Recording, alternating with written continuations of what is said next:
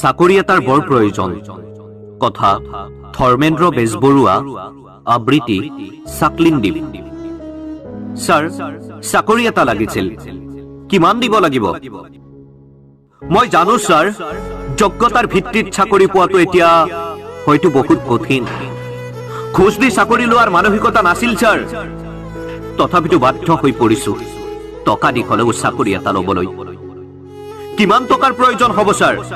10 লাখ, 20 লাখ, যি লাগে লৈ লওক, মাথোন মোক চাকৰি এটা দিয়ক। কাৰণ চৰকাৰী চাকৰি এটা অবিহনে আজিৰ সমাজত মানুহৰ মৰ্যাদা শূন্য। মই বেকাৰ নহয় ছাৰ, অশিক্ষিত নহয়। দিনে নিশাই কষ্ট কৰিছো, নিজৰ দুভৰিৰ ওপৰত নিজে থিয় হৈছো। শূন্যৰ পৰা আৰম্ভ কৰিছো জীৱনটো ছাৰ। আজি হয়তো নিজে সন্তুষ্ট হ'ব পৰাকৈ স্বাৱলম্বীও হৈছো।